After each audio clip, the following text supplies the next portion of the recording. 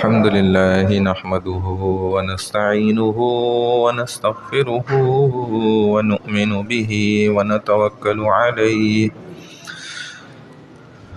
ونعوذ بالله من شرور أنفسنا ومن سيئات أعمالنا من يهده الله فلا مضل له ومن يضلله فلا هادي له ونشهد أن لا إله إلا الله وحده لا شريك له ونشهد أن سيدنا ومولانا محمدا عبده ورسوله قال الله سبحانه وتعالى أعوذ بالله من الشيطان الرجيم بسم الله الرحمن الرحيم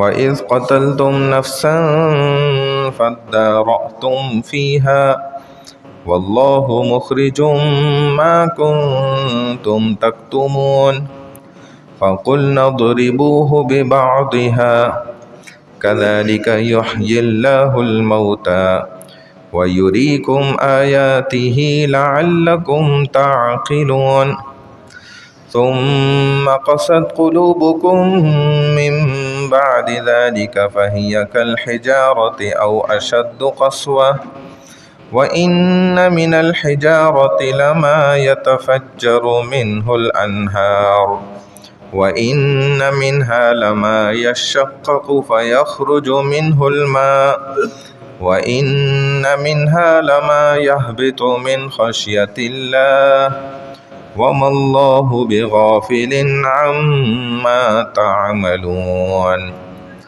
صدق اللہ العظیم۔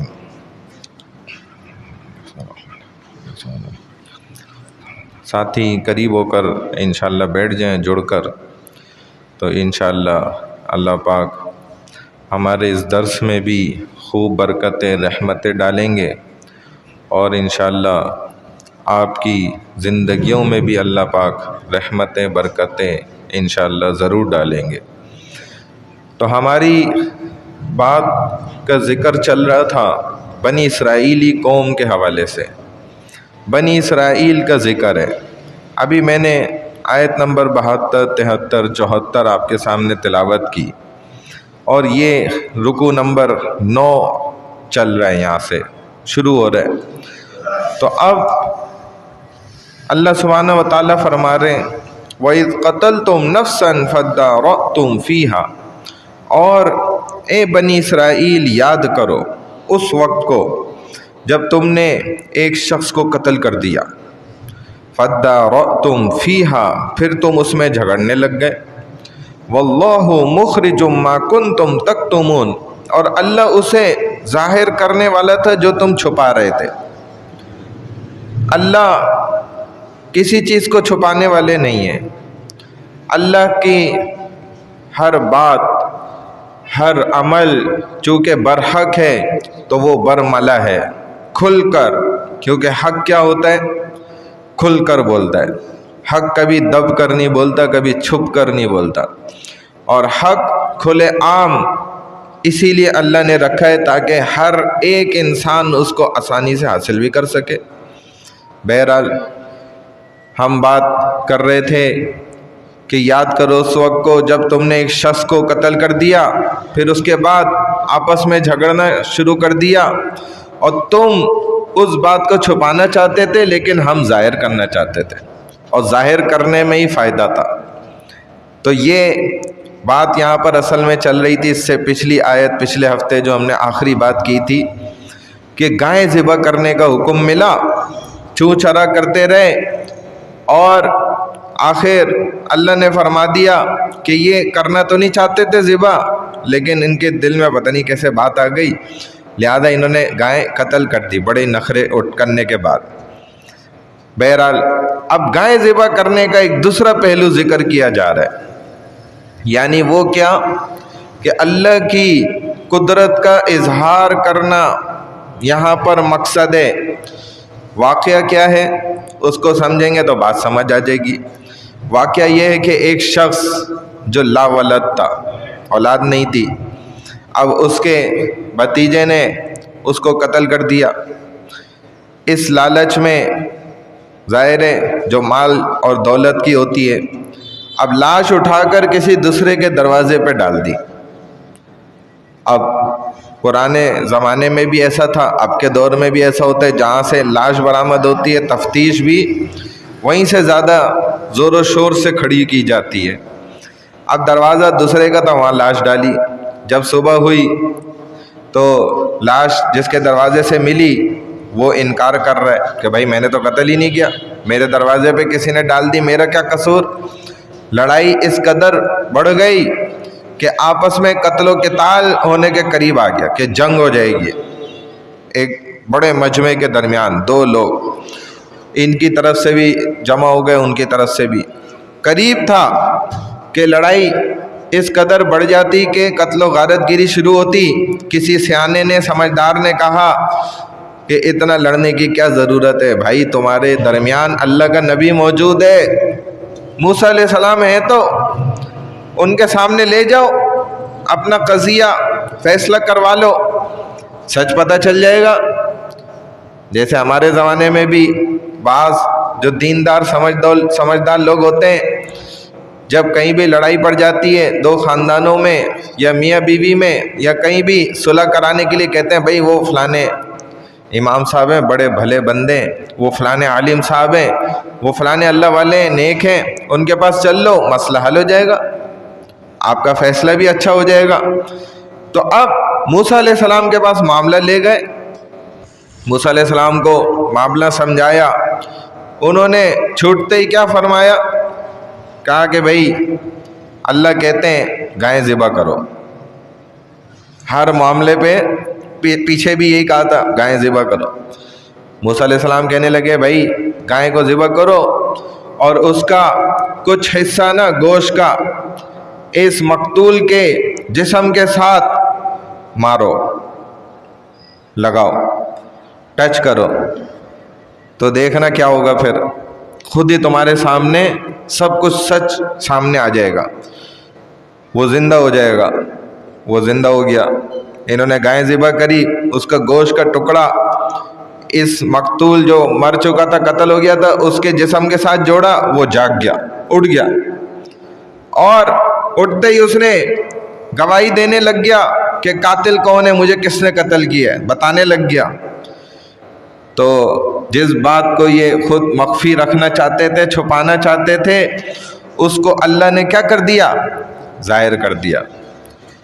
کچھ لوگ اس زمانے میں موت کے انکاری بھی تھے، موت کے مرنے کے بعد دوبارہ جی اٹھنے کے انکاری تھے، کہتے تھے کہ موت کے بعد سب ختم، اس کے بعد دوبارہ اٹھنا ہو ہی نہیں سکتا، یہ ناممکن بات ہے۔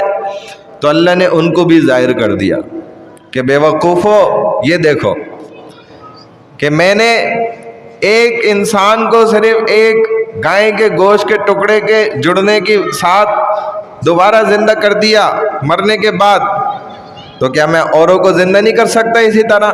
تو اللہ نے ان کا بھی جواب دے دیا سامنے، سمجھ گئے؟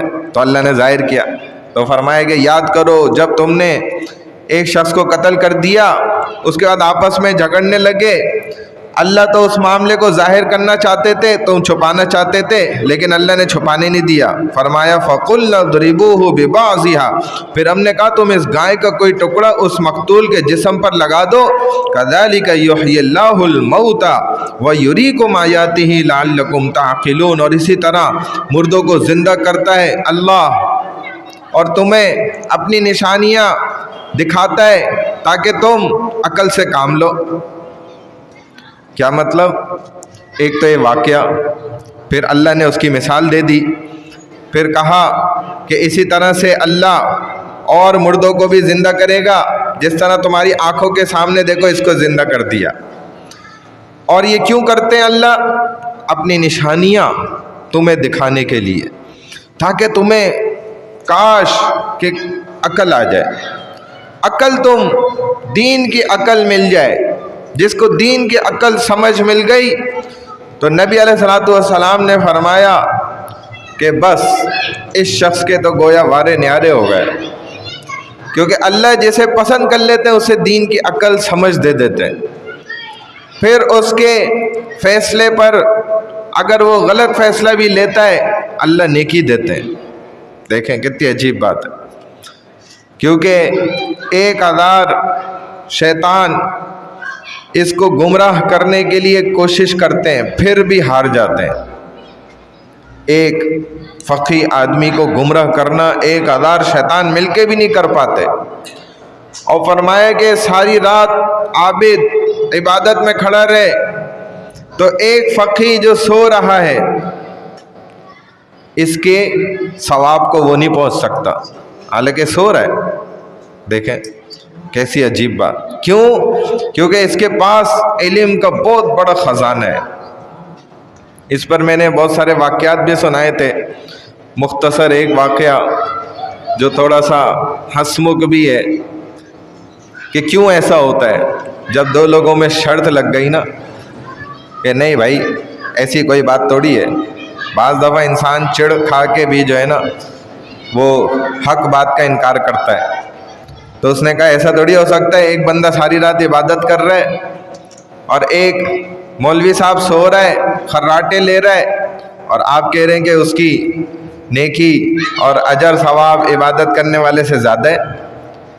تو کسی نے کہا اس کی بہت اچھی مثال ہے، آپ میرے ساتھ چلیں میں آپ کو سمجھا دیتا ہوں۔ تو وہ ساتھ چلے گیا اور ایک گدھا بھی ساتھ لے لیا۔ تو ایک عابد جو درمیان رات نا عبادت میں مشغول تھا، دن دن ماشاءاللہ لگا ہوا تھا، اس کے جا کے دروازے پہ دروازہ کھٹکھٹایا، دستک دی، وہ چونکہ جاگ ہی رہا تھا تو بس جلدی نماز پوری کر کے فوراً آ گیا، دروازہ کھولا۔ ہاں جی، تو اس نے کہا دیکھو میں جبرائیل ہوں اور یہ ساتھ میں اسپیشل فرشتہ اللہ نے بھیجا ہے، آپ کی عبادت اللہ کو بڑی پسند آ گئی ہے، آپ بڑے مبارک شخص بن گئے، اور یہ جو ہمارے ساتھ جانور ہے نا یہ براق ہے، جنت کی سواری، گدھے کو کہا۔ اور چونکہ اللہ نے آپ کی عبادت بڑی پسند کر لی تو اب ہم آپ کی سواری لے کر آ گئے، آپ جلدی سے آ جائیں، اب آپ کی کا سفر ہے۔ اب وہ شخص جو ہے نا فوراً کہا بس مجھے 2 منٹ دیں، جلدی جلدی تیار ہو کے آنا چاہتا تھا باہر، یہ اس کو لے کے بھاگا یہاں سے، بولا نکلو بس اب۔ دوسری جگہ گیا، ایک عالم کے دروازے کو کھٹکھٹایا، کافی دیر کھٹکھٹاتے رہے کیونکہ وہ گہری نیند سو رہے تھے، تو نیند سے بیدار ہوئے، بڑی دیر بعد دروازے پر آئے، نیند میں تھے۔ انہوں نے کہا حضرت میں جبرائیل ہوں، ساتھ میں یہ خاص فرشتہ آیا ہے اور یہ جو سواری ہے یہ براق ہے، جنت کی سواری۔ اللہ کو آپ کا علم بڑا پسند آ گیا، بس آپ کی کا سفر ہے اب اللہ سے ملاقات کا، آپ آ جائیں فوراً۔ تو انہوں نے کہا میں ابھی تمہیں بتاتا ہوں، جوتا اٹھانے لگا مارنے کے لیے تو یہ اس کو لے کے بھاگا وہاں سے، گدھا بھی لے کے بھاگا۔ کہا کہ دیکھو یہ فرق ہے، علم کی بنیاد پر انسان اتنی آسانی سے گمراہی میں نہیں جاتا، اس کو چند سیکنڈ لگے بات کو سمجھنے میں، اور علم نہیں ہوگا تو پھر گمراہی کی تاریکیوں میں چلا جائے گا۔ اسی لیے اللہ والوں نے فرمایا نا کہ اگر علماء نہیں ہوتے تو یہ انسان بھیڑ بکریاں ہوتے، بھیڑ بکریاں، ان کو سمجھ ہی کوئی نہیں ہوتی، پھر علم کیسے پتہ چلتا؟ اور علم اصل روشنی، تو فرمایا کہ دین کی عقل مل جائے، ثم قست قلوبکم من بعد ذلک فہی کالحجارۃ او اشد قسوہ، پھر اس کے بعد تمہارے دل پتھر کی طرح بلکہ اس سے بھی زیادہ سخت ہو گئے۔ پتھر بھی تمہارے دلوں کے سامنے کیا چیز ہے۔ اب ذکر کس کا چل رہا ہے؟ بنی اسرائیلیوں کا۔ اور اللہ نے اپنی قدرت کی بہت ساری نشانیاں انہیں دکھلائیں، دیکھ رہے ہیں آنکھوں سے، مقتول کے ساتھ گائے کا گوشت لگایا وہ جاگ گیا، اٹھ گیا، زندہ ہو گیا مردہ۔ دوسری نشانی 12 چشمے اللہ نے لاٹھی مارنے سے پتھر سے نکال دیے، گوشت کے ٹکرانے سے روح ڈال دی اور پتھر پہ لکڑی مارنے سے 12 چشمے نکال دیے، اور لکڑی کا عصا پانی پہ مارنے سے اللہ نے کتنے راستے بنائے؟ جو 12 قبیلے تھے ان کے لیے سارے راستے بنائے، 12 راستے بن گئے لکڑی سے۔ لیکن اتنے معجزات دیکھنے کے باوجود انہوں نے ایمان قبول تھوڑی کیا، بنی اسرائیلیوں نے۔ ان کے تو نخرے چل رہے تھے، جبکہ بہت سے ایسے بھی امتی مختلف نبیوں کے گزرے کہ جنہوں نے کوئی معجزہ نہیں دیکھا تھا لیکن ایمان لے آئے۔ لیکن یہ اتنے معجزات دیکھنے کے بعد بھی ایمان قبول نہیں کر رہے، اور وہ من مانے معجزات دیکھنے کے باوجود بنی اسرائیلی ایمان نہیں لا رہے۔ رسول اللہ صلی اللہ علیہ وسلم کو آپ دیکھیں کہ آپ کے زمانے میں ابو بکر صدیق رضی اللہ تعالیٰ عنہ بغیر کوئی ایک معجزہ دیکھے ایمان لائے کہ میں ان محمد صلی اللہ علیہ وسلم کے ساتھ کئی سالوں سے ہوں، میں نے ان سے کبھی جھوٹ نہیں سنا۔ اگر یہ واقعی کہہ رہے ہیں کہ اللہ ایک ہے، وحدہ لا شریک ہے، تو اللہ پر یہ جھوٹ نہیں بول سکتے۔ اللہ پر جھوٹ بول دیں، ایسا ہو ہی نہیں سکتا، محمد سے یہ کام نہیں ہو سکتا۔ تو فوراً ایمان قبول کیا حضرت ابو بکر نے، حالانکہ کوئی معجزہ نہیں دیکھا تھا۔ ایسے ہی اور بھی خود حضرت خدیجہ رضی اللہ تعالی عنہ کوئی معجزہ نہیں دیکھا، حضور علیہ السلام نے ان کو کوئی معجزہ نہیں دکھایا، لیکن انہوں نے فوراً پتہ لگتے ہی سنتے ہی ایمان لے آئیں۔ حضرت علی رضی اللہ تعالیٰ عنہ کوئی معجزہ نہیں دیکھا، فوراً ایمان لائے۔ ایسے ہی حضرت زید بن حارثہ جن کو منہ بولا بیٹا بھی نبی علیہ السلام نے بنا رکھا تھا، انہوں نے بھی کوئی آپ کا معجزہ نہیں دیکھا اور ایمان لے آئے۔ حضرت عمر رضی اللہ تعالیٰ عنہ جیسے جلیل القدر صحابی جو ایسے سخت مزاج تھے، اسلام قبول کرنے سے پہلے سے بھی کوئی معجزہ نہیں دکھایا ان کو، بس رسول اللہ صلی اللہ علیہ وسلم نے ان کے لیے دعا کری اللہ سے، یا اللہ 2 عمر میں سے ایک کو دے دے، عمرین میں سے ایک مل جائے۔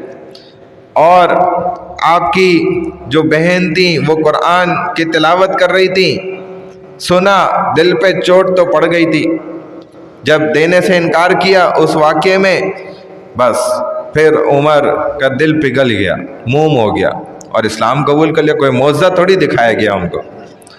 اور اسی طرح حضرت عثمان غنی رضی اللہ تعالیٰ عنہ کو دیکھیں تو ابو بکر صدیق رضی اللہ تعالیٰ عنہ نے ان کو دعوت اسلام دی اور انہوں نے اسلام قبول کر لیا بڑی آسانی سے، پہلی دعوت پر ہی اسلام قبول کر کے آ گئے۔ لیکن ابو جہل، ابو لہب، ابی بن خلف اور بڑے بڑے کافر سردار، انہوں نے معجزوں کے مطالبے کیے، رسول اللہ صلی اللہ علیہ وسلم نے دکھا دیے۔ کبھی کہتے ہیں کہ اس چاند کو 2 ٹکڑے کرو، آپ نے 2 ٹکڑے کر دیے، کہا نہیں یہ تو ہمیں اتنا صاف نظر نہیں آ رہا، ایک ٹکڑا مشرق چلا جائے ایک مغرب چلا جائے، تو آپ نے وہ بھی کر دیا، پھر بھی نہیں مان رہے۔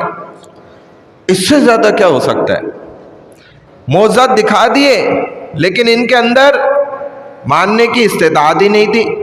تو ایسے بھی بنی اسرائیلیوں کو دیکھیں، کتنے معجزات دکھائے لیکن سخت دل تھے تو نہیں مانے۔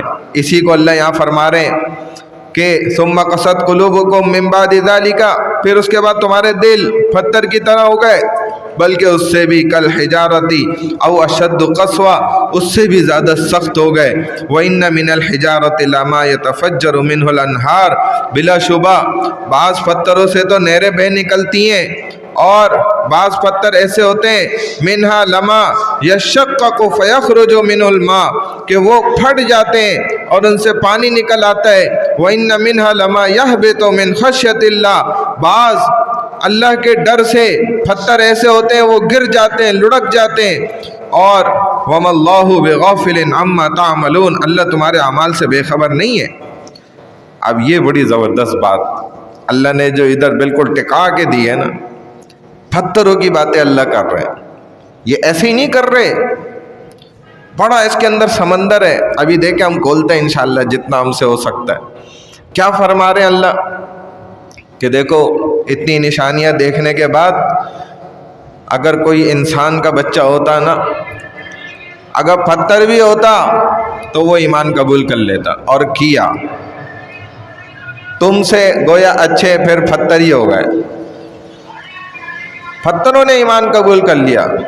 حضور علیہ السلام کا ممبر جو تھا پہلے وہ رونے بھی لگ گیا، کیا تھا؟ لکڑی تھی، لکڑی کا صحابہ نے نیا ممبر بنا کے لائے، اب پچھلا رو رہا ہے، یہ بھی رو رہی ہیں، بے جان چیزیں کہ حضور کا ساتھ چھوٹ گیا، میرے پہ چڑھتے تھے آپ علیہ السلام، مجھے اتنا اچھا لگتا تھا، رونے کی آواز آ رہی ہے، نبی علیہ السلام دیکھ رہے۔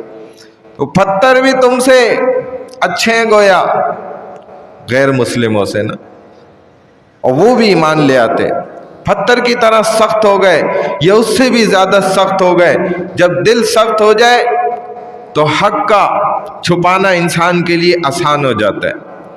اب بچڑے کو معبود بنانا ان کے لیے کیا ہو گیا؟ آسان ہو گیا، کیونکہ انہوں نے اپنے دل سخت کر لیے۔ نبیوں کا مذاق اڑانا ان کے لیے آسان تھا، اڑایا۔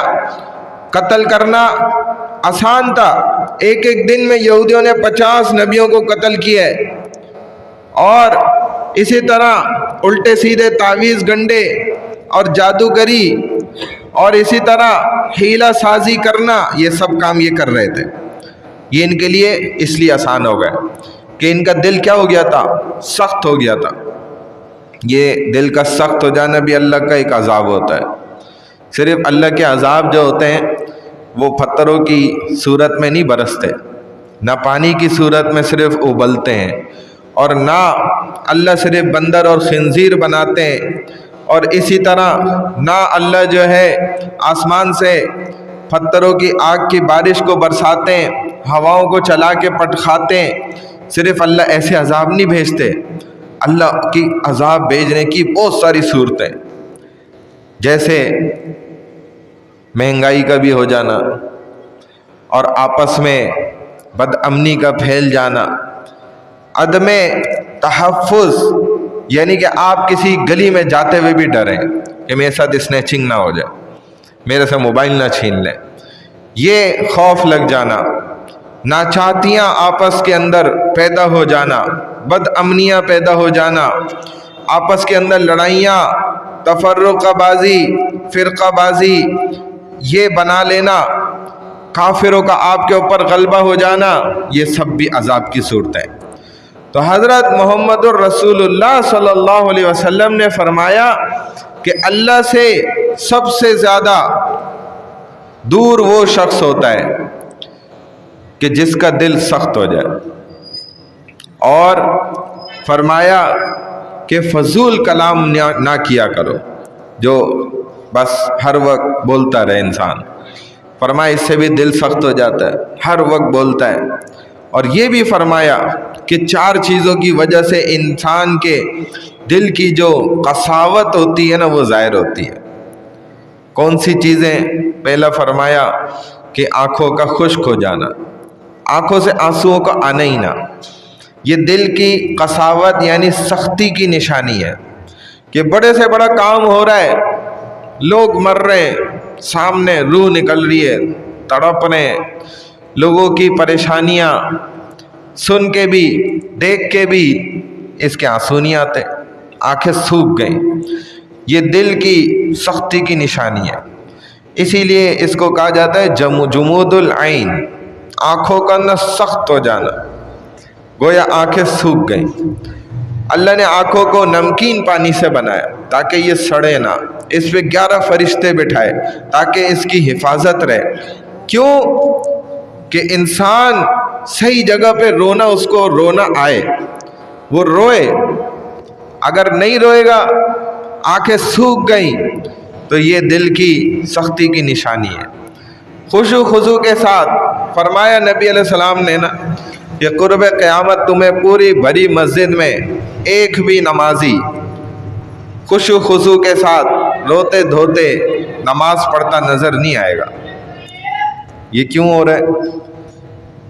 کیونکہ ایک تو دنیا میں اخلاص والے کم، پھر رونے دھونے والے کم، راتوں کو جاگنے والے کم، اللہ سے مانگنے والے اور کم، راتوں کو اٹھ کے اللہ کے سامنے خلوت کے اندر رو دھو کر اور اللہ سے مانگنے والے گڑ گڑا کر۔ فرمائے کہ جس انسان کو دیکھنا ہو نا کہ اس میں ایمان کی حرارت موجود ہے نہیں ہے، تو بس وہ یہ دیکھ لے کہ تنہائی میں خلوت میں وہ کیا کرتا ہے۔ اگر خلوت میں اکیلے میں اس کو پورا موقع میسر ہے، حاصل ہے گناہ کرنے کا، پھر وہ بچ جائے، بس اس کے اندر ایمان کی حرارت ہے۔ اور اگر نہیں بچ پایا، گناہ کر گیا، تو فرمائے کہ ایمان نہیں ہے، اس کی حرارت موجود نہیں ہے۔ جو انسان کی خلوت میں ہوتا ہے اس کے ساتھ انسان اسی کا ہوتا ہے، جو خلوت کا اس کا ساتھی ہے انسان اسی کا ساتھی ہے، اور سب کے سامنے نہیں تو آنسو۔ اگر فرمایا کہ 7 وہ لوگ جن کے بارے میں آتا ہے نا under the shade of Allah's throne 7 people, 7 وہ لوگ ہوں گے کہ جو قیامت کے روز اللہ کے عرش کے سائے کے نیچے ہوں گے۔ ان میں سے ایک وہ شخص بھی ہوگا جو تنہائی میں اللہ کے سامنے خوف کھا کر اس کے آنسو نکل جاتے ہیں۔ اللہ اس کو بھی اپنے سائے میں اس دن جگہ دیں گے جس دن اس کے سائے کے علاوہ کوئی دوسرا سائے نہیں ہوگا، اور زمین تانبے کی ہوگی، اور سوا نیزے پر یہ سورج موجود ہوگا، لوگ برہنہ ہوں گے، کپڑے بھی نہیں، اپنے پسینوں کے اندر ڈوبے ہوئے ہوں گے، عجیب ماحول ہوگا۔ دوسری چیز دل کو سخت ہو جانا، جمود القلب، دل سخت ہو گیا۔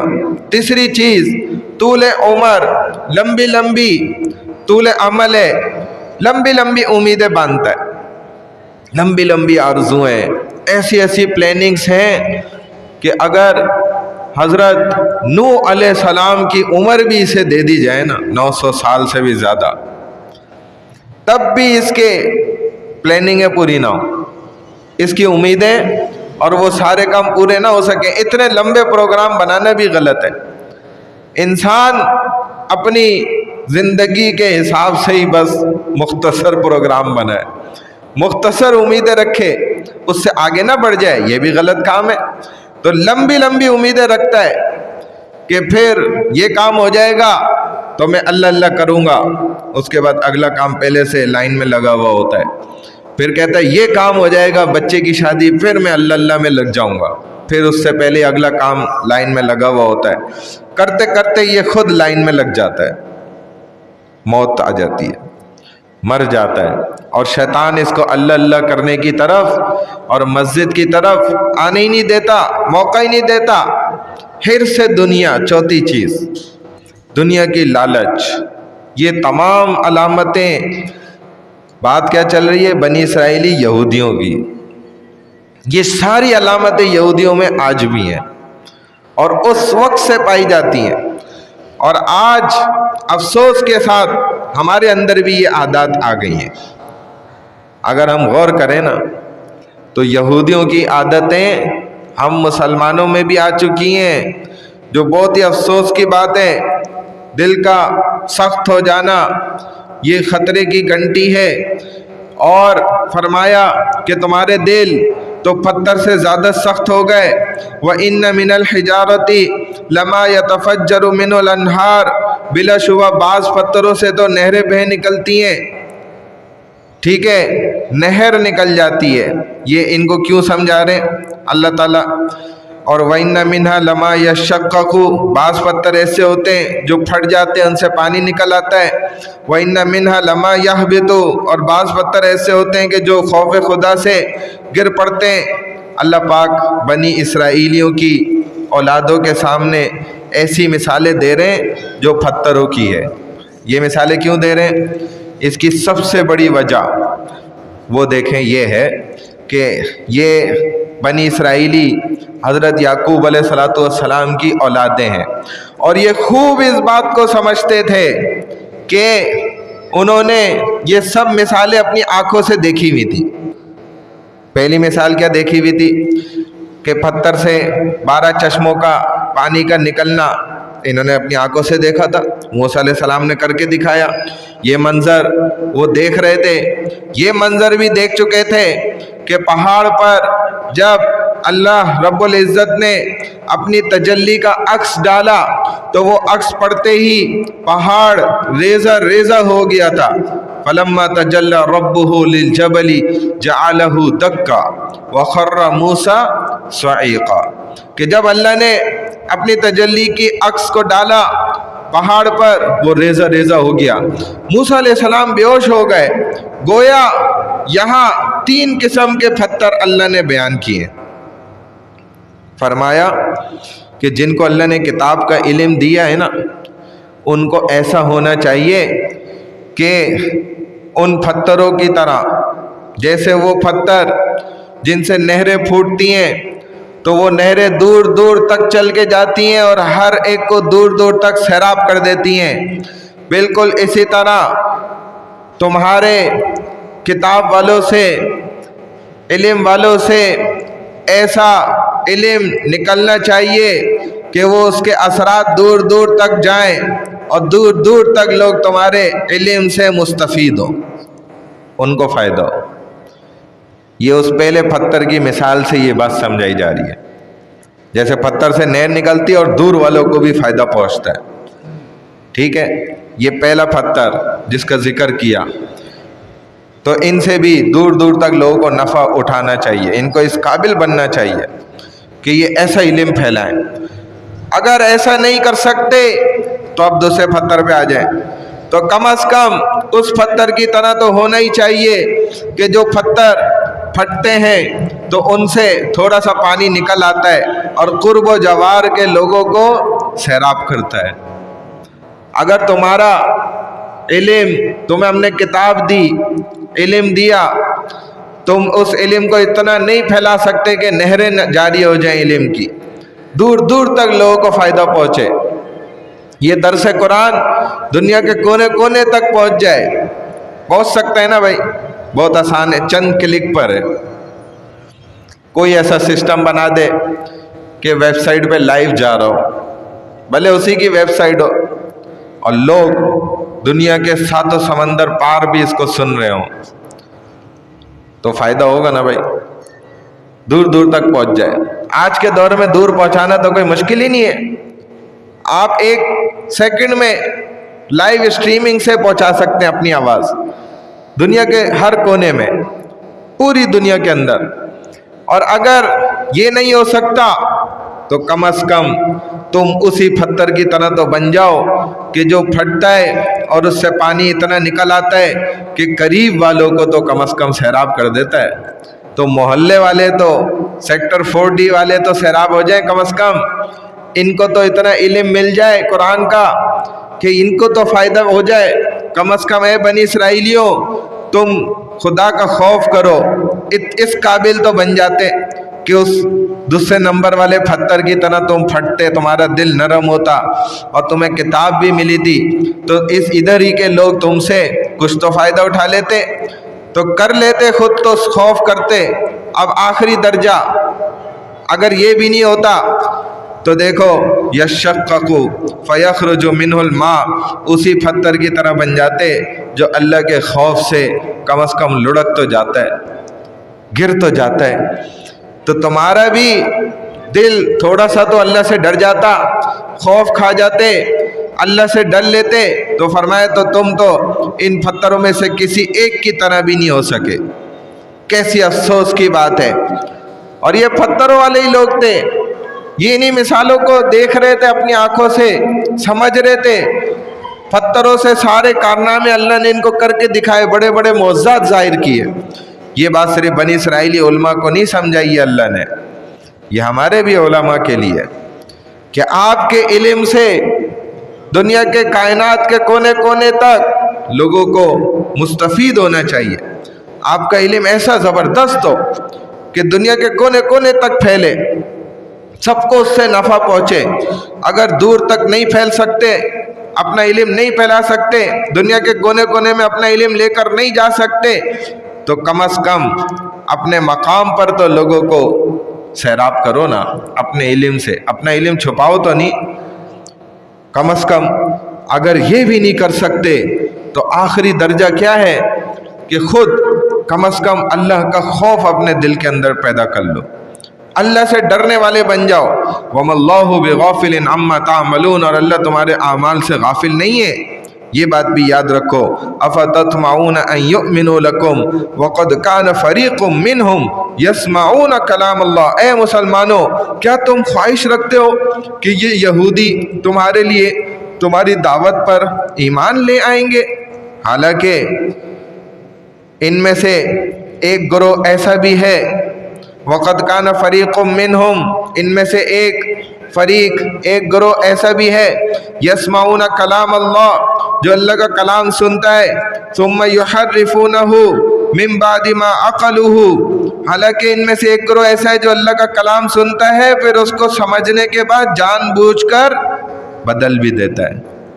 وَهُمْ يَعْلَمُونَ، اور وہ جانتا بھی ہوتا ہے اس بات کو. یہ دیکھیں اور حیرت کی بات اللہ نے سامنے لے آئے. کیا فرمایا کہ ایمان لے آئے. کیا تم اے بنی اسرائیل کے نبی موسیٰ، آپ ان سے یہ توقع رکھتے ہیں کہ یہ اب بھی ایمان لائیں گے اتنا کچھ ہو جانے کے بعد بھی؟ جیسے ہمارے آقا حضرت محمد مصطفیٰ صلی اللہ علیہ وسلم کا یہی حال تھا. آپ اندر سے کڑتے تھے، اور کیا ہوتا تھا آپ کی حالت کہ پتھر جیسے لوگوں سے بھی توقع رکھتے تھے کہ کاش شاید یہ کبھی ایمان لے آئے. طائف والوں نے کتنے پتھر مارے، ثابت کر دیا ہم پتھر والے لوگ ہیں، ہم زمانے جاہلیت کے لوگ ہیں، آپ ہمیں ترقی دینے آئے ہیں، ہم ترقی کو نہیں چاہتے، ہم ترقی کو نہیں مانتے، ہمیں جنت میں نہیں جانا، ہمیں پتھروں کے زمانے میں رہنا ہے. پتھر مارے، اس قدر پتھر مارے ہمارے نبی علیہ السلام کو کہ خون بہہ گیا. لیکن پھر بھی آپ کیا چاہتے تھے کہ پتھر دل لوگوں سے تب بھی آپ کو آخر تک امید تھی. فرشتے کہہ رہے ہیں عذاب ڈالتے ہیں، آپ نے ان کے لیے بد دعا نہیں فرمائی، بلکہ کیا کہا؟ دعا کی کہ ان کی نسلوں میں سے کوئی ضرور مجھے امید نظر آتی ہے، کوئی نہ کوئی ضرور ہدایت پہ آ جائے گا. دعا کی، حضور علیہ السلام نے دعا کی، اور ایسا ہوا بھی کہ ان کی نسلوں میں سے پھر لوگ ایسے پیدا بھی ہوئے کہ وہ کیا ہو گئے، عمر جیسے سخت صحابی نبی علیہ السلام کو قتل کرنے تلوار لے کے نکلے. تو آپ علیہ السلام نے بد دعا نہیں کی بلکہ دعا کری ان کے لیے، اور اللہ نے عمر کو اسلام کی دولت سے نوازا. لوگ کہتے تھے عمر نے دین کو چمکا دیا، عمر فرماتے تھے کہ دین نے عمر کو چمکایا. الٹ بات ہے. یہود کا بھی یہی حال تھا. کیا کرتے تھے؟ تب بھی موسیٰ علیہ السلام ان سے امید لگائے ہوئے ہیں، اتنے معجزات دیکھ لیے، ماننے کو تیار نہیں ہے. لیکن نبی تو ماں کی طرح ہوتا ہے نا، اس کے دل کے اندر ہر ایک ادنا سے ادنا امتی کی بھی فکر ہوتی ہے کہ یہ سارے سیکٹر 4D والے کامیاب ہو جائیں. مسجد کے امام کو بھی ایسی فکر ہوتی ہے. یہ بار بار کیوں ہم باتیں کرتے رہتے ہیں؟ عبداللہ صاحب مجھے بولتے ہیں، میں ان کو بولتا ہوں، کبھی حمزہ کو بولتا ہوں، کبھی اس کو بولتا ہوں، کبھی آج ان کو بھی بول رہا تھا کہ بھائی نوجوانوں کو لائیں یار خدا کے لیے. وہ ڈیجیٹل آن لائن ورک چل رہا ہے، اس کو سکھائیں گے، پیسہ کمائیں حلال طریقے سے. ہم سکھائیں گے فری میں۔ تو یہ فکر کیوں کرتے ہیں ادھر مسجد سے؟ اسی لیے کر رہے ہیں کہ بھائی ہم نے ان کا دل میں درد رکھنا ہے، ہمیں ان کی فکر کرنی ہے، یہ ہمارے ذمے، دیندار لوگوں کے ذمے، غیر دینداروں کو دین کے ساتھ جوڑنا۔ کم سے کم مسجد میں آئیں گے، نوجوان بیٹھیں گے، جتنی دیر بیٹھیں گے اتنی دیر تو گناہ سے بچے ہوئے نا۔ پھر ان کے دل کو کوئی بات لگ گئی تو کیا پتہ نمازیں بھی شروع کر دیں، اور کم سے کم اللہ نے واقعی ان کا کام یہیں سے چلا دیا۔ اور ایسے ہوئے ہیں، میرے خود ساتھ ایسے ہوئے ہیں ماشاءاللہ واقعات۔ تو وہ لوگ دیکھیں دین سے کیسے جڑ گئے، خود میں آپ کو سناتا رہوں گا انشاءاللہ وقتاً فوقتاً واقعات۔ تو نوجوان ہمارے ساتھ بیٹھے اعتکاف میں، اور وہیں سے انہوں نے ایک اسکل سیکھی اور نکلے اور جا کے کما رہے ہیں۔ اب وہ پکے نمازی بھی بن گئے، دین کے ساتھ تبلیغ کے ساتھ بھی جڑ گئے، اور مسجد کو وقت بھی دے رہے ہیں، اپنا کاروبار بھی کر رہے ہیں، لاکھوں کما بھی رہے ہیں۔ تو ہمیں فکر کرنی ہے، نبی جیسے ماں کی طرح ہوتا ہے نا، اور وہ فکر کرتا ہے۔ اب یہودی اتنے نخرے کر رہے ہیں، موسیٰ علیہ السلام نہیں چھوڑ لے آخر تک، شاید یہ ایمان لے آئے۔ تو اللہ فرما رہے کیا تم ان سے توقع رکھتے ہو کہ یہ تمہارے کہنے پر ایمان لے آئیں گے؟ آپ ان سے ایسی امید رکھتے ہیں؟ اے مسلمانوں، کیا تم خواہش رکھتے ہو، یہ توقع رکھتے ہو کہ یہ یہودی آپ کے لیے آپ کی دعوت پر ایمان لے آئیں گے؟ آپ ان کو 6 نمبر سکھائیں گے، یہ سیکھ لیں گے اور یہ ایمان قبول کر لیں گے؟ حالانکہ ان میں تو ایک گروہ ایسا بھی ہے، ہم آپ کو بتاتے ہیں، کہ جو اللہ کا کلام بھی سنتا ہے، پھر اس کو سمجھنے کے بعد جان بوجھ کر اس کو بدل بھی دیتا ہے۔ وہ کیوں ایسا کرتا ہے؟ ان میں سے ایسے لوگ کہ وہ کلام کو سننے کے بعد پھر سمجھ لینے کے باوجود تحریف کر لیتے ہیں، اور وہ یہ بات جانتے بھی ہوتے ہیں۔ جبکہ دیکھیں یہ جتنی بھی کتابیں ہیں تحریف ہوئی ہوئی، تورات ہے، انجیل ہے، زبور ہے، یہ سب تحریف شدہ کتابیں اس وقت، اور قرآن کیا ہے؟ اس سب تحریفات سے محفوظ ہے، اس کا ایک ایک حصہ محفوظ ہے۔ اور یہ تو دوسری کتابیں ایسی تحریف ہیں کہ ان کا اعتراف خود عیسائیوں نے بھی کیا ہے، اور عیسائیوں نے اپنی تبلیغ کے لیے بہت بڑے فنڈ مختص کیے ہیں، بہت بڑی جماعت کی یہی جاب ہے کہ انہوں نے اپنی تبلیغ کرنی ہے، ان کو اس کا ہر مہینے معاوضہ ملتا ہے۔ ہمارے یہاں تو کسی مبلغ کا کوئی معاوضہ نہیں ہے، تبلیغی جماعت میں الحمدللہ کسی کو کوئی ماہانہ سیلری نہیں ملتی، بلکہ اپنی جیب سے خرچ کرتے ہیں اور اللہ کا پیغام لے کر جا کے پہنچتے ہیں۔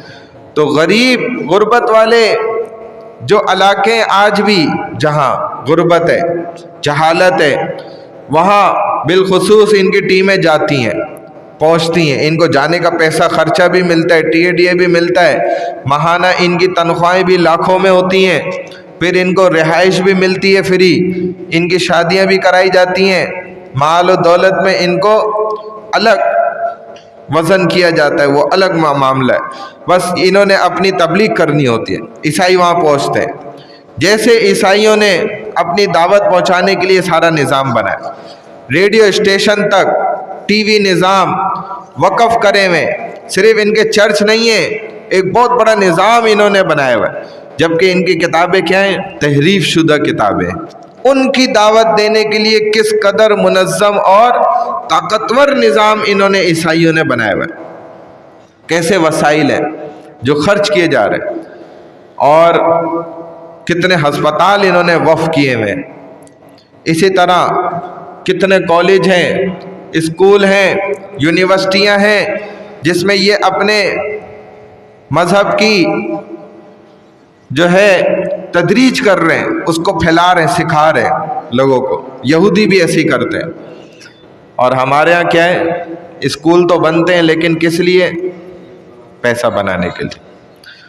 کالج تو بنتا ہے لیکن پیسہ بنانے کے لیے، انسٹیٹیوٹ تو بنایا جاتا ہے لیکن، ہسپتال تو بنتا ہے لیکن اس میں خدمت کا کوئی عنصر نہیں ہے، اور دین کی محنت کا بھی کوئی حصہ ہم شامل نہیں کرتے کہ ہم اس کے ذریعے سے دین پھیلائیں گے، یہ المیہ کی بات ہے۔ جبکہ ہمارے پاس ایسی زبردست کتاب قرآن ہے جس کا ایک شوشہ بھی نہیں کوئی بدل سکتا، چیلنج ہے، قسم اٹھائی جا سکتی ہے، ہمارے پاس ایسی کتاب ہے آج، لیکن ہم اس کی دعوت دینے سے پیچھے ہٹے ہوئے، یہ حیرت کی بات ہے۔ اس وجہ سے آج دنیا میں مسلمان قوم پٹ رہی ہے، مغلوب ہو گئی۔ تو فرمایا وَإِذَا لَقُوا الَّذِينَ آمَنُوا قَالُوا آمَنَّا، اور جب یہ ایمان والوں سے ملتے ہیں تو کہتے ہیں کہ ہم ایمان لے آئے ہیں۔ وَإِذَا خَلَا بَعْضُهُمْ إِلَى بَعْضٍ، اور جب ایک دوسرے سے علیحدگی میں ملتے ہیں، قالوا تو کہتے ہیں أَتُحَدِّثُونَهُمْ بِمَا فَتَحَ اللَّهُ عَلَيْكُمْ لِيُحَاجُّوكُمْ بِهِ عِنْدَ رَبِّكُمْ، کہ کیا تمہیں انہیں مسلمانوں کو وہ راز کی باتیں بتاتے ہو جو اللہ نے تمہیں بتائی ہوئی ہیں، تاکہ وہ انہیں اپنے رب کے پاس تمہارے خلاف پیش کر دے۔ افلا تعقلون، کیا تم عقل نہیں رکھتے ہو؟ تمہیں ایسی حرکت نہیں کرنی چاہیے۔ یہ یہودی اپنے دوسرے یہودیوں کو کہتے ہیں کہ جب آپس میں ایک دوسرے سے ملتے ہیں تو اب کیا کہتے ہیں کہ ارے کیا تم ان مسلمانوں کو وہ باتیں بتا رہے ہو جو ہمیں اللہ نے کھول کر بتائی ہیں اور تم ان کو بتا رہے ہو؟ لِيُحَاجُّوكُمْ بِهِ عِنْدَ رَبِّكُمْ، جس سے وہ تمہارے مقابلے میں اللہ کے حضور حجت پیش کریں گے۔ کیا تمہیں عقل نہیں ہے، سمجھ نہیں ہے، یہ بیوقوفی کی حرکت کیوں کر رہے ہو؟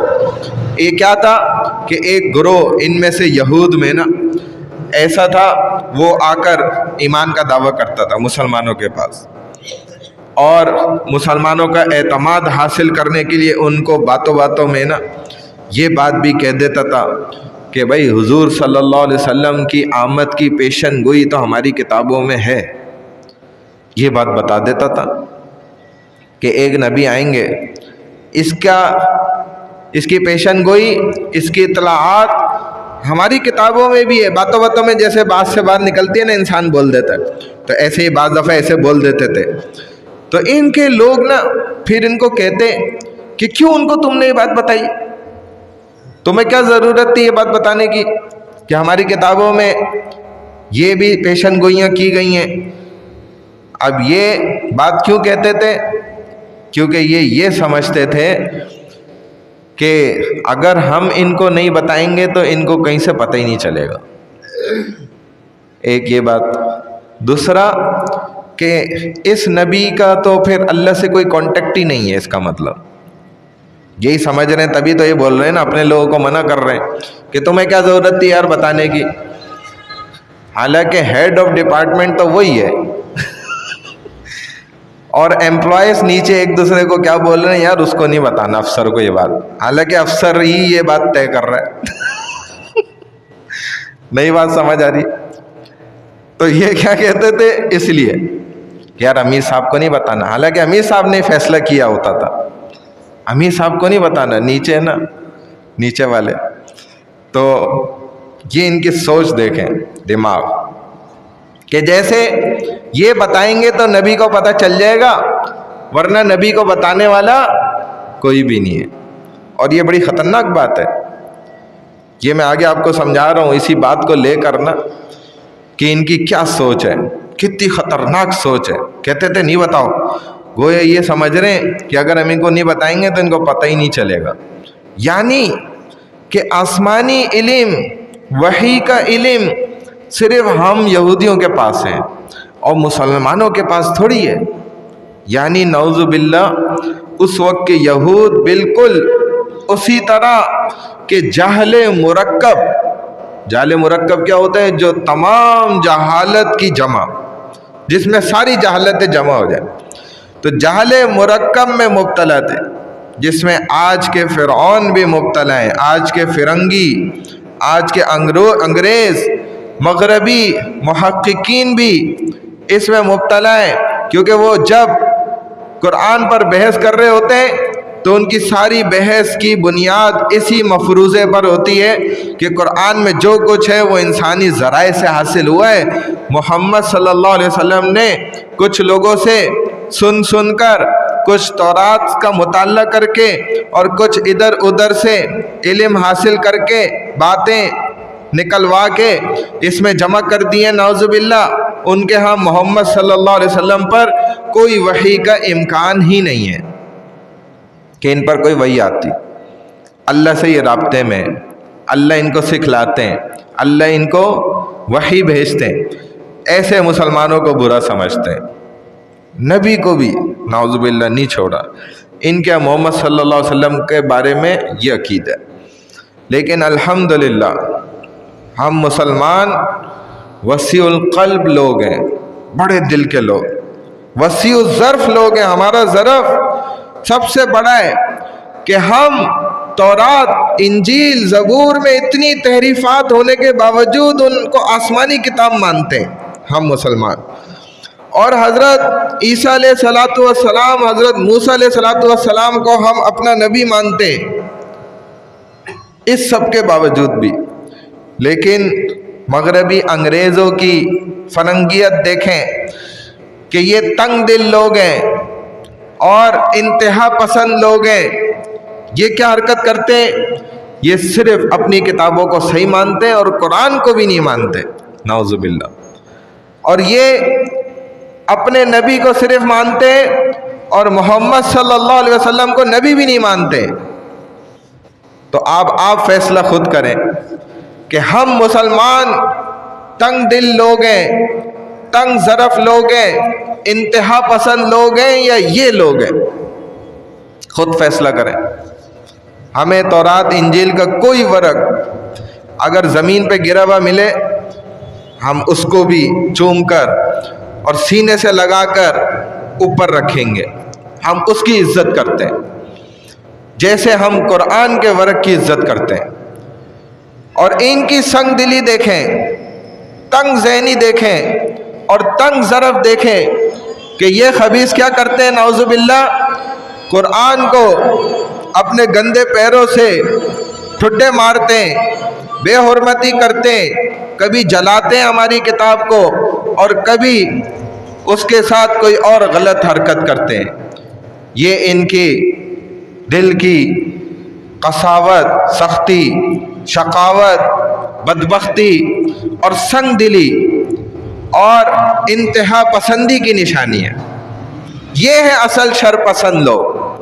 اور مسلمان الحمدللہ کسی بھی نبی کو اس کی توہین نہیں کرتا۔ ہم مسلمان بڑے دل ظرف کے لوگ ہیں اور خوش طبیعت لوگ ہیں۔ ہم کسی نبی کو برا نہیں کہتے الحمدللہ، ہم کسی آسمانی کتاب کو توہین نہیں کرتے الحمدللہ۔ ہم مسلمان ایسے اچھے اور زبردست لوگ ہیں دنیا کائنات کے۔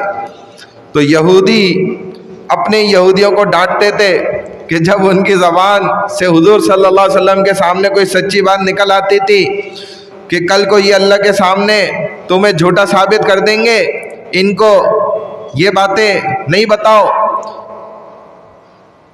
سمجھ رہے ہیں، کل کو یہ تمہیں پھنسا دیں گے۔ اب دیکھیں اللہ نے کیا جواب دیا، بس یہ دو آخری آیتیں رہ گئیں مختصر۔ اب اللہ کیا جواب دے رہے ہیں؟ اولا یعلمون ان اللہ یعلم ما یسرون وما یعلنون، کیا وہ یہ نہیں جانتے کہ اللہ جانتا ہے جو کچھ وہ چھپاتے ہیں اور جو کچھ وہ ظاہر کرتے ہیں۔ گویا یوں کہا اللہ نے، ارے بے وقوفو، ارے بدبختو، کم عقلو، تمہیں یہ نہیں پتا کہ میں سب کچھ جانتا ہوں، مجھ سے کوئی چیز تم چھپا ہی نہیں سکتے ہو، اور تمہیں تو بعد میں پتا چلے، مجھے پہلے سے پتا ہے۔ یہ اور حیرت کی بات کہ یعنی کہ تم یہ سمجھ رہے ہو کہ اگر تم نہیں بتاؤ گے مسلمانوں کو تو کیا اللہ کو بھی نہیں پتا ہے؟ اللہ اپنے نبی کو بھی نہیں بتا سکتا؟ یہ تم نے کہاں سے سیکھ لیا؟ یہ پٹی تم نے کہاں سے پڑھی ہے؟ یہ کس اسکول نے تمہیں تعلیم دی ہے کہ تمہارے بنانے والے کو نہیں علم ہوگا اور تمہیں بڑا علم ہوگا، تمہیں بڑا پتہ ہوگا؟ وَمِنْهُمْ أُمِّيُّونَ، تو اللہ کیا فرما رہے ہیں کہ کچھ ان یہودیوں میں امی ہیں، جاہل، بیکار طبقے کے لوگ، ان پڑھ، جٹ ہیں اور ان کے پاس علم ہی نہیں ہے، یہ امی ہیں۔ اور کیا فرمایا؟ لا یعلمون الکتاب، جو کتاب کا کوئی علم ہی نہیں رکھتے، الا امانیہ، سوائے جھوٹی آرزوؤں کے، وَإِنْهُمْ إِلَّا يَظُنُّونَ، اور وہ صرف گمان کرتے ہیں۔ جھوٹی آرزوؤں کے اس کے دو مطلب ہیں، سوائے آرزوؤں کے الا امانیہ، وہ بھی جھوٹی ہوں۔ اس کا پہلا مطلب کیا ہے کہ وہ کتاب کا کوئی علم نہیں رکھتے اور اس کے اندر سوائے جھوٹ کے، تمناؤں کے، خوش کن امیدوں کے، اسی طرح بس اپنی توقعات کے مطابق اپنے خواب انہوں نے خود بنائے ہوئے ہیں، جو از خود انہوں نے بنا لیے بس اپنی طرف سے، کہ ہم جتنے بھی گناہ کر لیں ہم بخش دیے جائیں گے، کیونکہ ہم نبیوں کی اولادیں ہیں، ہم اسرائیلی ہیں، ہم یہودی ہیں، قوم کے اعتبار سے اور مذہب کے اعتبار سے ہم کون ہیں؟ ہم یہودی قوم ہیں مذہب کے اعتبار سے، اور قوم کے اعتبار سے ہم بنی اسرائیلی قوم ہیں، ہم نبیوں کی اولادیں وغیرہ وغیرہ، یہ مفروضے انہوں نے خود بنائے ہوئے تھے کہ ہم تو اب کچھ بھی کریں اللہ مجبور ہے نعوذ باللہ ہمیں جنت میں داخل کرنے کے لیے، تو یہ صحیح عقیدے سے ہٹ چکے تھے۔ اگر ہم بھی صحیح عقیدے سے خدا نخواستہ ہٹ جائیں گے اور خوابوں کی زندگی میں زندگی گزاریں گے تو یہ حال ہمارا بھی ہو سکتا ہے۔ ہمارے بہت سے لوگ اس عقیدے میں مبتلا ہو چکے ہیں اس زمانے میں خصوصاً۔ وہ کیا سمجھتے ہیں؟ وہ کہتے ہیں یہودیوں والی باتیں کرتے ہیں، اگر صرف یہودی کا لفظ ہٹا دینا تو باتیں ساری ان کی وہی ہیں، اگر صرف یہودی کا لفظ ہٹائیں تو یہ بھی کیا کہتے ہیں؟ ہم اللہ کے پیارے ہیں، ہم حضور صلی اللہ علیہ وسلم کے ماننے والے ہیں اور حضور ہمیں بخشوا لیں گے، ہمیں اس بات کا یقین ہے کہ ہم جنتی ہیں اور ہمیں کچھ کرنے کی ضرورت نہیں ہے، اللہ بڑے غفور الرحیم ہے، اللہ ہمیں بخش دیں گے۔ یہی عقیدہ تو ان کا بھی تھا عیسائیوں کا کہ عیسیٰ ہمیں بخشوا لیں گے، بلکہ بخشوا چکے، سولی چڑھ گئے، آپ نے سب کی طرف سے گویا نظر پوری کر دی، کفارہ ادا کر دیا، اب ہم سب عیسائی یہودی بخش دیے گئے۔ یہی عقیدہ ان کا بھی ہے، صبح سے رات تک ہم بیلوں کی طرح اور خچروں کی طرح، گدھوں کی طرح محنت کرتے ہیں، تب تو ہم نہیں یہ کہتے کہ اللہ رب العزت بڑے رزاق ہیں، میں گھر میں بیٹھا رہتا ہوں، سوتا رہتا ہوں، آرام کرتا رہتا ہوں اور کوئی ضرورت نہیں ہے مجھے باہر نکل کے محنت کرنے کی، اللہ بڑے رزاق ہیں، اللہ مجھے گھر میں ہی روٹی کھلائیں گے، اللہ مجھے گھر میں ہی پالیں گے، بغیر محنت کے پالیں گے۔ یہ بات اس وقت تو یاد نہیں آتی، لیکن اس جگہ یاد آ جاتی ہے۔ کیا کہتا ہے کہ عمل کرنے کی کوئی ضرورت نہیں ہے مجھے، اللہ بڑے غفور الرحیم ہے، بہت زیادہ معاف کرنے والے، وہ مجھے ویسے ہی معاف کر دیں گے، مجھے کوئی عمل کرنے کی ضرورت نہیں۔ حالانکہ حیرت کی بات ہے کہ 2 وقت کی روٹی کے لیے صبح سے شام تک یہ انسان بیلوں کی طرح محنت کر رہا ہے صرف 2 وقت کی روٹی کی خاطر، اور اتنی بڑی جو جنت اللہ رب العزت نے حسین اور وسیع بنائی ہوئی ہے، اس میں داخل ہونے کے لیے اللہ کی غفور الرحیم ہونے کی صفت پر نظر کر کے بیٹھا ہوا ہے، حضور صلی اللہ علیہ وسلم کی شفاعت کے اوپر نظر کر کے کیا ہوا ہے؟ بیٹھا ہوا ہے آرام سے، کہ اللہ بخشوا دیں گے، اللہ معاف کر دیں گے اور رسول بخشوا لیں گے، بس میں کامیاب ہو جاؤں گا، مجھے کوئی محنت کرنے کی ضرورت نہیں ہے، بڑے بڑے لمبے چوڑے اعمال میں لگنے کی کوئی ضرورت نہیں ہے۔ ارے بھائی، دنیا کے تو بڑے بڑے بادشاہ اس حالت میں ہوں گے خطرناک اس دن کہ کہہ رہے ہوں گے ہماری ساری بادشاہی لے لی جائے، ہمیں بس ایک جنت کا کونا مل جائے، آج بس ہمیں ایک کونا دے دو جنت کا، ساری سلطنت ہماری لے لو۔ اور واقعی जन्नत का एक कोना भी, सारी सल्तनत क्या, पूरी कायनात उसके सामने कुछ नहीं हो, तो मच्छर का पर है। और जन्नत का एक कोना, उसकी तो क्या ही बात है, उसका तो कोई नेमुल बदल ही नहीं हो सकता। सारे बादशाह उस दिन मर रहे होंगे, और मुसलमान की तो तमाम आमाल करने के बावजूद भी सिर्फ अल्लाह की रहमत के बाद ही उसको अपनी मग़फ़िरत का यकीन होना चाहिए, सारे आमाल करने के बाद भी। ये बिल्कुल गलत अकीदा है कि अल्लाह के रहमान और रहीम होने वाली सिफत को देखकर इंसान अल्लाह का हुक्म ही मानना छोड़ दे कि भाई अल्लाह का हुक्म ही मानने की ज़रूरत नहीं है, अल्लाह छोड़ देंगे, और अल्लाह की बगावत पे उतर आए। दूसरा माना इसका ये है अमानिया का, कि किरात करना, पढ़ना, यानी कि किताब तो पढ़ते हैं मगर सिर्फ पढ़ते ही हैं, समझ आई बात, सिर्फ पढ़ना। और इसको हमारे यहाँ आजकल के ज़माने में कहते हैं कि पेलना, पढ़ लिया और पेल दिया, यानी अमल कुछ नहीं करना है, बस एक कान से सुनना है और उसी कान से निकाल देना है। ये जो मुहावरा है ना, दूसरे कान से निकाल देना, ये मुहावरा भी गलत है, सही नहीं है, क्योंकि दोनों कानों के बीच में दिमाग भी तो है तो दिमाग के स्टेशन से भी तो बात गुजरेगी ना, और दिमाग का काम क्या है, सोचना। जब दिमाग के स्टेशन से गुजरेगी तो दिमाग सोचेगा भी, तो ये तो बगैर सोचे उस बात को कह रहे हैं ना कि दूसरे कान से निकाली। कैसे निकाली? फिर आपने दिमाग में जाने कैसे दी? फिर अगर दिमाग में जाएगी तो मुहावरा देके मैंने आपके सामने दलील दे दी, गलत है। हालांकि बड़े सियाने लोग ये मुहावरा सुनाते हैं कि एक कान से सुनी और दूसरे कान से निकाली। मैं तो कहता हूँ इसी कान से सुनी और इसी से ही निकाल दी, अंदर जाने ही नहीं, घुसने ही नहीं दी अंदर। जब घर में घुस जाए बंदा चोर, वो घर का सामान छोड़ेगा और ऐसे ही निकल जाएगा। वो तो खजाने तक, घर के अंदर तक पहुंच गया है, सारे ताले तोड़ दिए उसने। अभी वो कहेगा कि भाई सोना भी इधर है, एक हाथ मारना है, और चलो यार छोड़ो, मैं दूसरे दरवाजे से निकल जाता हूँ ऐसा हो सकता है?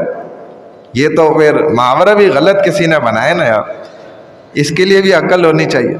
तो घर में भी घुस गया और सामने कीमती माल भी पड़ा हुआ है, चोरी नहीं कर रहा, कह रहा नहीं यार खाली हाथ निकलो। तो एक कान से सुना और उसी कान से ही निकाल दिया। तो बस किरात करना, पढ़ना, यानी किताब तो पढ़ते हैं यहूद, मगर गौर व तदब्बर नहीं करते।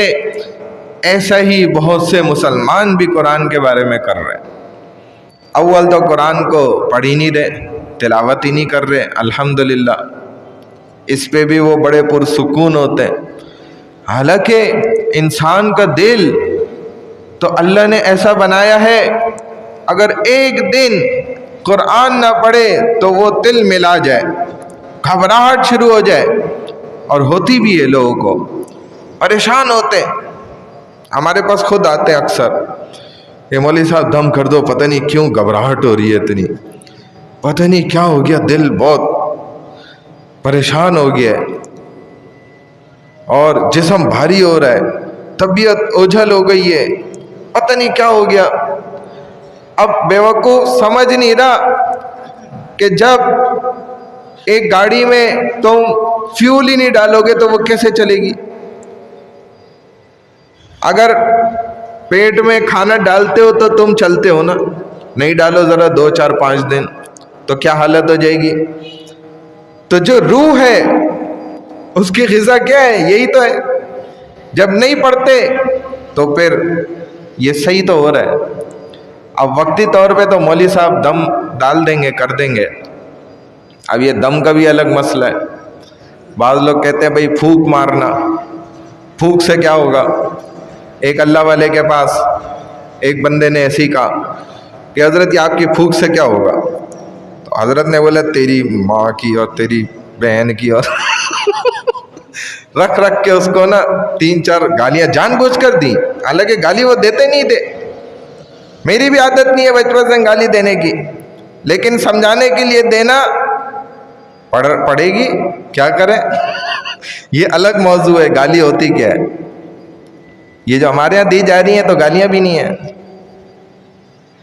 یہ اس کو بری بات اور غلط بات اور گندی بات تو کہہ سکتے ہیں، گالی نہیں کہہ سکتے۔ گالی آپ کو اگر سیکھنی ہے نا واقعی میں اس کی الگ کلاس ہے۔ وہ ہمارے ایک استاد نے نا ایک دفعہ مولانا فضل صاحب نے سواتی، تو انہوں نے ایک دفعہ کلاس میں ہمیں یہ سارا سیشن اس کا لیا تھا۔ انہوں نے بڑی زبردست گالیاں اصل اوریجنل جاپانی بتائی تھی، وہ ہم نے نوٹ کری تھی، لکھی ہوئی ہیں ساری۔ تو میں اس کو نکال لوں گا، کبھی دل لگی کے لیے ہم وہ کلاس بھی کر لیں گے۔ تو اوریجنل گالیاں انہوں نے بتائی۔ اب لوگ بولتے ہیں یہ بین کا وہ لام آگے، تو یہ ہوتا ہی نہیں ہے۔ اور جو بات ہوتی نہیں ہے، حقیقت پر مبنی نہ ہو، وہ اس کو آپ گالی نہیں بنا سکتے۔ گالی کی پہلی تعریف اور ڈیفینیشن میں یہ بات ضروری ہے کہ اس کا حقیقت میں ہونا موجود یہ ضروری ہے، پھر آپ اس کو کسی برائی کے اندر لے کر جائیں تو وہ گالی بنے گی۔ جیسے کسی کو حرامی کہہ دینا یہ گالی ہے، یہ حقیقت میں جیسے امام ابو حنیفہ رحمہ اللہ کو ایک شخص نے ایسی مجلس میں کہہ دیا تھا، تو حضرت نے کھڑے ہو کے جواب دیا کہ بھائی وہ فلانے احمد بن عبداللہ آپ کھڑے ہو جائیں حضرت، وہ عمار بن یاسر حضرت آپ کھڑے ہو جائیں۔ دو بندے کھڑے کیے اور اس شخص کو کہا کہ یہ دونوں میرے والد کے نکاح میں موجود تھے، گواہ تھے۔ اس کا مطلب ہے میں حرامی نہیں ہوں، میں حرام کی اولاد ہوں ہی نہیں، میں حلالی ہوں۔ انہوں نے برا بھی نہیں مانا اور گواہ پیش کر دیے۔ تو بہرحال میں بات یہ عرض کر رہا تھا کہ گالی الگ مسئلہ ہے، وہ الگ چیپٹر ہے، اس سے پیچھے آ جائیں وہ الگ بات ہے، اس سے پیچھے آ جائیں تو اب یہ کیا کرتے تھے کہ صرف غور و فکر نہیں کرتے تھے، پڑھتے تھے، ہم وہ بھی نہیں کر رہے۔ تو اس کے لیے روح کی غذا قرآن کو روزانہ تلاوت کرنا پڑے گا۔ ایسے ہی بہت سے مسلمان تلاوت نہیں کر رہے، جو کر رہے ہیں تو وہ غور و فکر نہیں کر رہے، تدبر نہیں کر رہے، درس قرآن میں نہیں بیٹھ رہے، سمجھ ہی نہیں رہے قرآن کو گہرائی سے۔ وہ بہت زیادہ مصروف ہیں دنیا کے اندر، ان کے پاس وقت نہیں ہے، ان کے پاس ٹائم نہیں ہے، حالانکہ ڈگریاں حاصل کرنے کے لیے 20 سال محنت کرتے ہیں۔ اور بعض لوگ تو اتنی ڈگریاں جمع کرنے کے عادی ہوتے ہیں، جیسے ہمارا ایک ساتھی ہے، وہ ڈگریوں پہ ڈگریاں، جب اس کو دیکھو تو وہ کوئی نہ کوئی ڈگری حاصل کرنے کے چکر میں لگا ہوتا ہے۔ تو اس کو ملتے ہیں تو بولتے ہیں ہاں بھائی اب بتاؤ کون سی ڈگری کر رہے ہو، کون سا ایم اے کر رہے ہو؟ ایم اے پہ ایم اے ان اسلامیات، M A in physics, M A in chemistry, M A in biology, M A in Urdu, M A in English. M A وہ کری جائے، رکے ہی نہ، ڈگریوں پہ ڈگریاں۔ اس کے لیے تو وقت ہے، لیکن قرآن کو پڑھنے کے لیے اس کے پاس وقت نہیں ہے۔ داڑیاں سفید ہو جاتی ہیں، بال سفید ہو جاتے ہیں، ڈگریاں حاصل کیے جا رہے ہیں، لیکن قرآن پڑھنے کا وقت ان کے پاس نہیں ہے۔ اور بعض کے پاس اتنا ہے کہ ایک قاری صاحب ماشاءاللہ روزانہ 15 پارے پڑھتے ہیں۔ ایک دفعہ ان کا اگلا دن بڑا مصروف تھا، تو انہوں نے کیا حرکت کری کہ آج انہوں نے 30 پارے پورے پڑھ لیے۔ بھائی میں نے کل کا بھی آج پڑھ لیا۔ ابھی جب کل آ گئی، دن بڑا مصروف تھا، پورا دن گزر گیا، سونے کے لیے بستر پہ لیٹے، نیند ہی نہیں آ رہی، طبیعت خراب۔ کیا کہہ رہی ہے اندر سے طبیعت کہ بھائی 15 پارے رہتے ہیں وہ پڑھو۔ اب اس کو کہہ رہے ہیں بار بار بھائی میں کل تو پڑھ لیے، وہ پھر کہہ رہی ہے نہیں ابھی پڑھو دوبارہ۔ تو قاری صاحب کہتے ہیں میں مجبوراً بستر سے اٹھا ہوں، رات سونے کا وقت تھا، نیند ہی نہیں آ رہی ہے، بار بار اندر سے یہ آواز آ رہی ہے 15 پارے 15 پارے 15 پارے 15۔ کہتے ہیں پاگل ہو گیا، اٹھ کے بیٹھا، 15 پارے پڑھے پورے، پھر لیٹس ہو گیا۔ دیکھا یہ ہوتی ہے انسان کی عادت، جیسی وہ بنا دے۔ 15 پارے کے بغیر نیند ہی نہیں آ رہی ہے پڑھ کے، وَإِنْهُمْ إِلَّا يَظُنُّونَ، اور وہ محض وہم و گمان پر چلے جا رہے ہیں۔ صدق اللہ العظیم۔